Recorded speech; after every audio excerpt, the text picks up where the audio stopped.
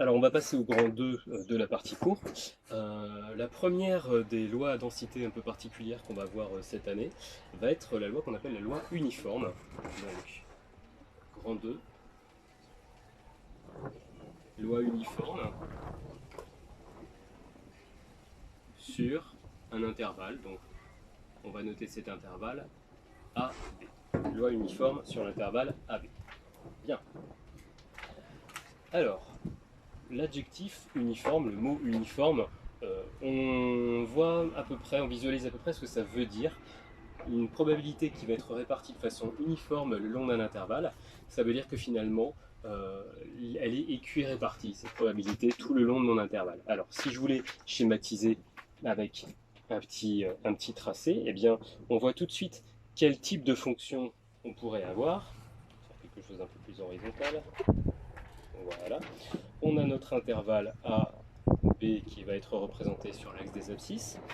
Et moi, si je veux dire que la probabilité est répartie de façon uniforme, de façon équitable le long de cet intervalle, on voit tout de suite quel est le type de fonction qu'on va utiliser. Ce sont des fonctions constantes. Voilà. Et là, on a bien une probabilité équitablement répartie, uniformément répartie, donc loi uniforme. Alors maintenant, attention, puisque on ne va pas mettre une fonction constante avec n'importe quelle hauteur non plus. Voilà. Je sais qu'il y a une condition quand même pour avoir une loi de probabilité. La condition, c'est que l'aire totale, que je viens de représenter en bleu ici, l'aire totale doit valoir 1. Sauf que si on a une fonction constante, on a donc une forme générale de rectangle, avec ici une longueur de rectangle qui est égale à b moins a, d'accord? Et puisque l'aire totale doit valoir 1, c'est-à-dire que la hauteur qui est là, on n'a pas trop le choix, il faut que ça soit 1 divisé par b moins a. Et donc ici, on a 1 sur b moins a. Et vous avez sous les yeux, en fait, la loi uniforme sur AB. Alors, au niveau de la définition, on va retrouver une définition assez classique. Soit définition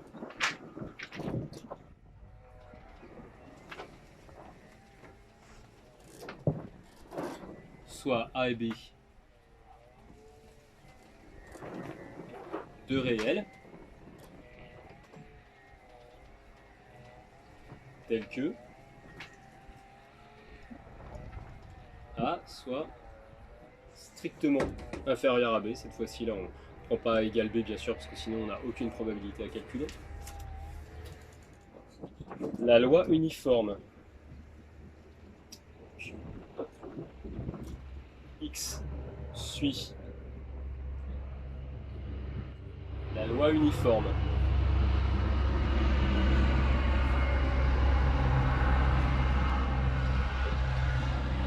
sur l'intervalle AB lorsque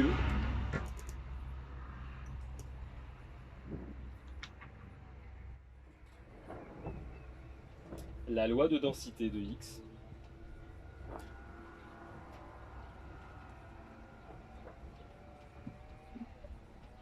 est la fonction de densité, pardon, et f qui a t associe 1 sur b moins a, f qui a x associe 1 sur b moins a, fonction constante, avec pas n'importe quelle valeur, mais la valeur 1 sur b moins a, avec le petit schéma qui est ici.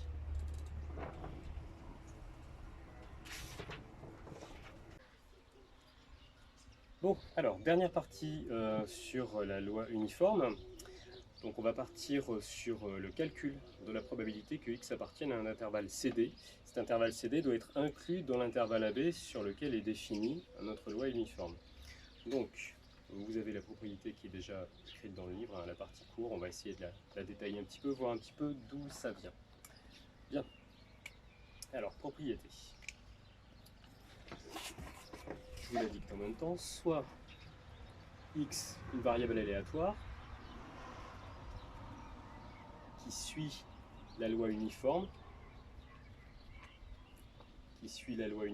sur un intervalle AB.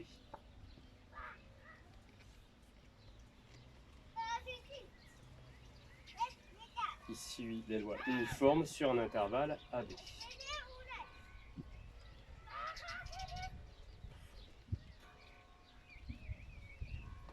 Voilà. Alors, la propriété à retenir, c'est la formule qu'il faudra appliquer à chaque fois que vous aurez une probabilité à calculer. Donc, on a 2 points. La probabilité que x soit compris entre C et D, qui est égale à, donc, ouvrez parenthèse, une fraction on va dire, D moins C sur B moins A.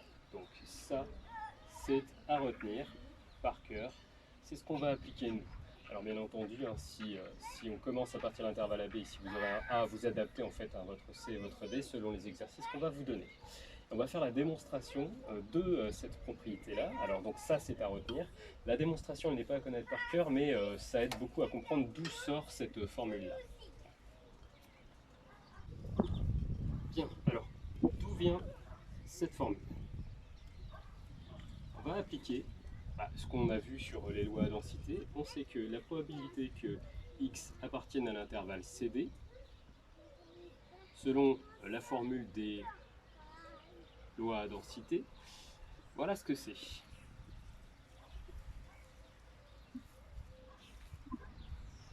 Voilà, avec notre loi uniforme.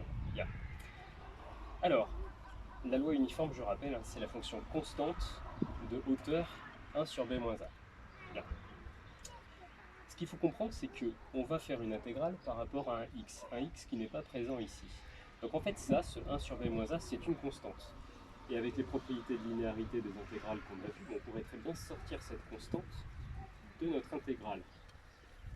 Du coup, il resterait quoi dans notre intégrale? Eh bien, il nous resterait juste 1 dx.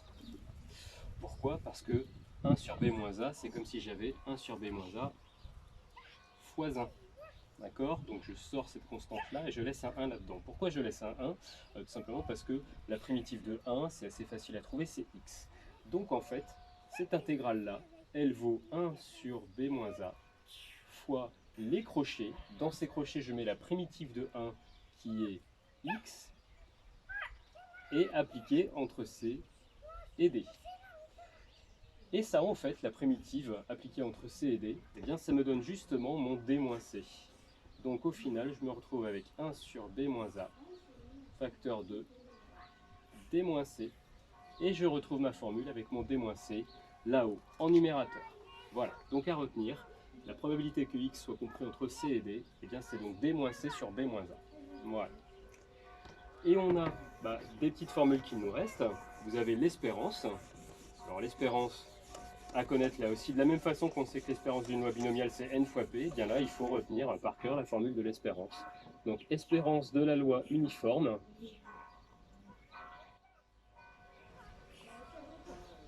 espérance de la loi uniforme, voilà, on va la noter juste en dessous.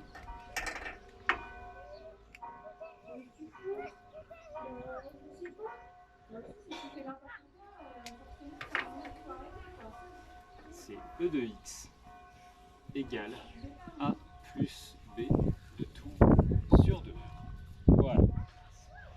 Alors d'où vient cette formule-là? Là aussi, donc ça c'est à retenir par cœur pour la loi uniforme. Sachant que la formule de l'espérance pour les lois à densité, elle est un peu plus générale que ça.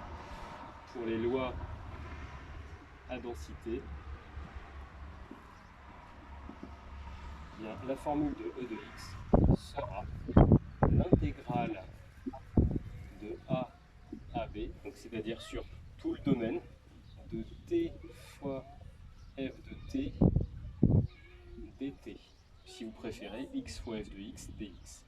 Donc là, on retrouve un peu presque la formule de l'intégrale, hein, l'intégrale de a à b de f de t dt, sauf que là, on a cette petite multiplication par t. Donc là, cette formule-là, elle se prouve justement en appliquant ce calcul qui est ici. Je vous le montre rapidement. On va utiliser cette formule pour prouver l'espérance de la loi uniforme. Donc, hop, on reprend la formule. C'est l'intégrale de a à b de t fois, pour la loi uniforme, c'est notre fonction constante 1 sur b moins a. dt égale, on sort notre constante, 1 sur b moins a avec l'intégrale de a à b de t dt, ou de x dx. L'intégrale de x, la primitive de x, c'est 1 demi de x carré. Donc en fait là-haut, on prend notre primitive ici, de x. Donc e de x égale 1 sur b moins a. La primitive c'est 1 demi de t carré, mais appliqué entre b et a. Bien, on y est presque, on a fait le plus dur. On applique maintenant, on a toujours notre constante, 1 sur b moins a. Ouvrez parenthèse, qu'est-ce que j'ai là-dedans? J'ai 1 demi de b carré moins 1 demi de a carré. Bien, on a ce 1 demi, on peut factoriser par le 1 demi. Donc, on y va. 1 demi fois 1 sur b moins a fois... Qu'est-ce qui nous reste dans cette parenthèse si on a factorisé par 1 demi? Bien, il nous reste b carré moins a carré. Et là, b carré moins a carré, c'est comme a carré moins b carré, il faut que ça fasse tilt. Ça, c'est une des 3 identités remarquables. C'est l'identité remarquable numéro 3, sauf que cette fois-ci, b est écrit à gauche. Et grâce à l'identité remarquable numéro 3, on sait que tout ça, c'est donc 1 demi fois 1 sur b moins a fois, donc identité remarquable numéro 3, b moins a, facteur de b, plus a. Et on voit tout de suite ce qui se passe. Il y a une simplification avec le b moins a qui était ici, qui se simplifie avec celui-là. Voilà. Et donc, qu'est-ce qu'il me reste? Il me reste justement mon 1 demi fois b plus a, c'est-à-dire écrit avec la formule que j'avais tout à l'heure, a plus b, le tout sur 2.